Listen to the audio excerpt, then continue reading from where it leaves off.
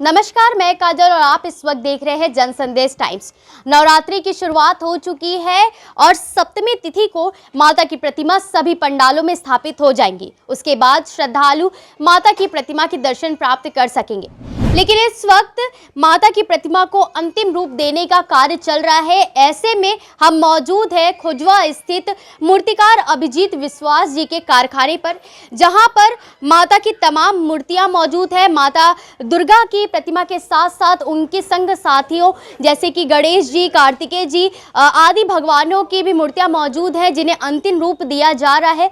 आप देख सकते हैं किस प्रकार से बहुत ही आकर्षित और सुंदर प्रतिमा माता की बनाई जा रही है और महीनों से चले आ रहे मेहनत अब पूरी होने की कगार पर है।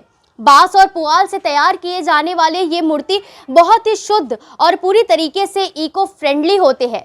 और ऐसे में इस वक्त हम मौजूद हैं इनके कारखाने में और बात करेंगे उनसे और जानेंगे कि किस प्रकार से, कितनी लागत के साथ माता की प्रतिमा को बनाया जाता है, कहां-कहां से उन्हें ऑर्डर मिलते हैं, इन तमाम बातों पे। तो चलिए बात करते हैं मूर्तिकार अभिजीत विश्वास से और जानते हैं माता की प्रतिमा को बनाने की कला उनकी जुबानी। अभिजीत जी, जो माता की मूर्तियों को अंतिम रूप दिया जा रहा है, इसके बारे में सबसे पहले कुछ बताइए।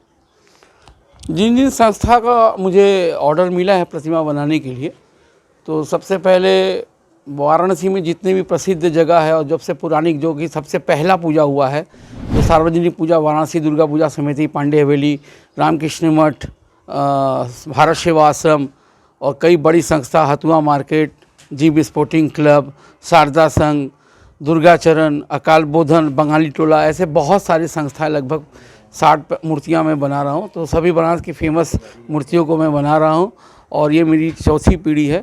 मेरे फादर भी बहुत बड़े कलाकार थे, अब मेरे दोनों बच्चे भी मेरे साथ लगे हुए हैं और ऐसे ही कर रहे हैं। अंतिम रूप के लिए हम लोग को बहुत ज़्यादा परिश्रम करना पड़ता है। रात भर, लगभग रात को 3 बजे तक हम लोग जग कर इस पूरी मूर्ति को तैयारी कर रहे हैं और ईश्वर से प्रार्थना करते हैं कि सभी मूर्ति को अच्छे से बनाएं और सभी लोग, दर्शक से लेके पूजा संस्था, सब लोग संतुष्ट हैं। बात अगर तैयारियों की करें तो कब से आप लोग ये माता की मूर्ति को बनाने में जुटे रहते हैं? ये करीब हम लोग मार्च महीने से इसको शुरुआत कर देते हैं और क्योंकि काफ़ी प्रतिमा होने की वजह से कारीगरों को बुलाकर खुद स्वयं लगकर मार्च महीने से अभी तक कर रहे हैं। लेकिन हम लोगों का मेन जो होता है वो रथ यात्रा के दिन कठाम पूजा होता है, जिसमें हम लोग क्षमा याचना मांगते हैं माँ से कि माँ की प्रतिमा हम लोग बना रहे हैं। जो लकड़ी होती है जिस पे हम लोग माँ की प्रतिमा का स्ट्रक्चर खड़ा करते हैं, उसको हम लोग अच्छा से बनाते हैं, ताकि कई तरह के हम लोग गंदे कपड़े पहन के, कभी हो सकता है कि वॉशरूम गए हैं लेकिन हाथ नहीं धोए, कई तरह का भूल चूक हो सकता है। माँ की प्रतिमा माँ के ऊपर चढ़कर बनाना, तो माँ से प्रार्थना करते हैं और क्षमा मांगते हैं कि हम लोग माँ आपकी प्रतिमा बनाना, यदि किसी तरह की कोई त्रुटि हो जाता है बनाने में तो हमको क्षमा करें और आशीर्वाद दें कि हम आपकी प्रतिमा अच्छे से बनाएं। माँ दुर्गा की और उनके संगी साथियों की जो आप इतनी सुसज्जित और अलंकृत प्रतिमा बनाते हैं, इसको बनाने में कितनी लागत और जैसे 7-8 महीने का जो आपका परिश्रम है, इसमें कितने लोगों की टीम रहती है आपकी? मेरे पास लगभग 14-15 लोगों की टीम है और जिसमें मेरे परिवार का भी सहयोग है, मेरी पत्नी, मेरे दोनों बच्चे, मैं खुद और साथ में और कारीगर, सबको लेके मैं बनाता हूँ। और लागत की जहाँ तक बात है तो ये निर्भर करता है कि उस मूर्ति की सजावट, उन मूर्ति की साइज कितनी है। यदि सपोज मान लीजिए एक मूर्ति 20,000 रुपये की कोई प्रतिमा कोई संस्था खरीदती है, तो लगभग 10-साढ़े 10,000 रुपये की लागत उस पर लगती है। उसके बाद उसके मजदूरी लगकर हम लोग बनाते हैं। तो किसी में 4-5 हज़ार कमा लेते हैं स्वयं मेहनत करने में, किसी 2-3 हज़ार कमा लेते हैं। जो बड़ी प्रतिमा है उसकी अलग लागत, अलग खर्चा बनता है। इसी तरह हम लोग सब मिला के चल जाता है रोजी रोटी। बदलाव की बात करें तो पहले से लेकर अब तक में कितने ऑर्डर आते हैं, क्या उसमें कोई कमी आई है? महंगाई का कितना असर पड़ा है इस पर? देखिए, महंगाई का असर तो बहुत ज़्यादा है और स्वाभाविक है। इससे पहले मैं क्योंकि 4 पीढ़ी से बना रहा हूँ, तब भी हर साल, हर प्रतिवर्ष कुछ ना कुछ महंगाई बढ़ता ही है। लेकिन दिक्कतें इस बार भी बहुत सारा है। जो प्रतिमा बनाने की जो मिट्टी होती है वो बहुत प्रमुख चीज़ है, क्योंकि बिना मिट्टी की मूर्ति नहीं बनाते हैं। तो मैं सरकार से भी थोड़ा गुजारिश करूंगा और हमारे जो केंद्रीय सरकार है, उत्तर प्रदेश सरकार, शासन प्रशासन, सभी से हम लोग अनुरोध करते हैं कि हम लोग को जब कोरोना काल आया था, कोई तरह का कोई हेल्प हर जाति, हर वर्ग, हर विशेष को मिला है, लेकिन हम लोग को कभी इस चीज़ का सहयोग नहीं मिला है मूर्तिकारों का। जबकि पूरे विश्व में पश्चिम बंगाल मूर्ति के मामले में नंबर 1 है, सबसे बड़ी प्रतिमा, सबसे अच्छी प्रतिमा है, लेकिन दूसरा स्थान पूरी भारतवर्ष में वो बनारस रखता है। और बनारस को, इस कला को जीवित रखने में हमारे परिवार और हम बहुत आगे बढ़ चढ़ कर काम किए हैं, लेकिन अभी तक हमारे जो साथी कलाकार हैं या मुझे इस टाइप का शासन प्रशासन से कभी सहयोग नहीं मिला है। उल्टा इस बार जो मिट्टी हम लोग प्रतिवर्ष पानी कल जल विभाग से लाते हैं, मिट्टी मिलने में हम लोग को बहुत दिक्कत है, क्योंकि वहाँ मिट्टी है ही नहीं है। एक तरफ सरकार का कहना है कि हर चीज़ इको फ्रेंडली और प्राकृतिक हो, और हम लोग उस चीज़ को कार्य करने में सोच रहे हैं, लेकिन जब हम लोग के पास मिट्टी ही नहीं है तो कहाँ से प्राकृतिक पुरुआ वगैरह बनाएंगे, कहाँ से लोग लस्सी पुरुआ में खाएंगे, चाय पुरुआ में पियेंगे, या बहुत से चीज़ ऐसे हैं जो मिट्टी से ही बनती है और मिट्टी से ही उस लोगों की जीविका चलती है। तो दिक्कतें बहुत आई हैं। बात अगर परेशानियों की करें तो आपने बताया कि कई सारी परेशानियां आप लोग के सामने आती हैं। इन तमाम परेशानियों के बाद भी आप माता की इतनी सुंदर प्रतिमा बनाते हैं, इको फ्रेंडली बनाते हैं। कलर की बात करें तो कौन कौन से कलर आप इस्तेमाल करते हैं और क्या क्या चीज़ें, जैसा कि हमने सुना है कि बाँस और पुआल को मिलाकर, मिट्टी को मिलाकर इस तरीके से आप माता की, उसके बारे में कुछ बताइए। देखिए, प्रतिमा बनाने के लिए बहुत सारे चीज़ों की ज़रूरत पड़ती है। लगभग 14 राउंड हम लोग इस पे काम करते हैं। सबसे पहले लकड़ी का स्ट्रक्चर बनाते हैं, फिर बांस का फ्रेम बनाते हैं, पुआल जो स्ट्रॉ होता है उसकी स्ट्रक्चर, उसकी पूरा शेप बनाते हैं दुर्गा माता का। उसके बाद कई लेयरों में हम लोग मिट्टी लेते हैं, गंगा मिट्टी भी लगाते हैं, पानी कल से जो जल विभाग से मिट्टी उनसे भी लगाते हैं, और बाहर से भी कुछ मिट्टी मंगाते हैं।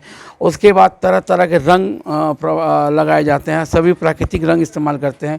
लेकिन इसमें एक सवाल जवाब ये है कि 2015 में जब शासन प्रशासन द्वारा मना किया गया था गंगा विसर्जन न हो, तो उस समय ये कहा गया था कि रंग जो है अप्राकृतिक होते हैं, और कुछ रंग ऐसे भी होते हैं जो इको फ्रेंडली नहीं है, जिसके लिए गंगा प्रदूषित हो रहा है। तो हम लोग सरकार से गुजारिश भी कर रहे थे कि सरकार के पास इतनी बड़ी बड़ी संस्थाएं हैं जहां से वो रंग प्रोवाइड करा दे जो प्राकृतिक रंग है, क्योंकि हम लोग तो जो रंग खरीद के लाते हैं वो प्राकृतिक बोल के ही लाते हैं और प्राकृतिक भी मिलता है, लेकिन हम लोग को कोई मान्यता तो है नहीं। तो सरकार इसकी जांच कर ले कि हाँ, वो जो रंग लगाते हैं हम, वो प्राकृतिक है या अप्राकृतिक है। यदि प्राकृतिक है तो ठीक है, अप्राकृतिक है तो कोई बात नहीं है, और सरकार हम लोग को रंग प्रोवाइड कराए, हम लोग उसकी पैसा देने के लिए तैयार रहे। धन्यवाद अभिजीत जी। तो हमने बात की मूर्तिकार अभिजीत जी से, उन्होंने हमें बताया कि तमाम परेशानियों और नियमों का पालन करते हुए वो माता की प्रतिमा को बनाते हैं।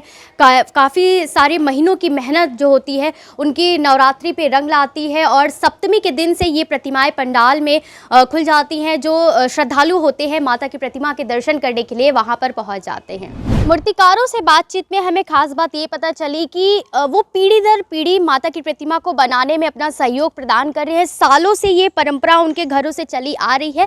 ऐसे में आज के समय में उनकी चौथी पीढ़ी है जो माता की प्रतिमा बनाने में अपना सहयोग प्रदान कर रही है। तो चलिए बात करते हैं छोटी मूर्तिकार आहाना विश्वास से, जो हमें बताएंगे कि माँ दुर्गा की प्रतिमा को बनाने में, स्केचिंग और पेंटिंग में वो किस प्रकार से अपने परिवार का सहयोग करती हैं। आहाना, आपने ये जो माँ की प्रतिमा में अपना सहयोग देती हैं, पेंटिंग और स्केचिंग करती हैं, कहाँ से सीखा आपने? मेरे पापा मुझे बचपन से सिखाते हैं।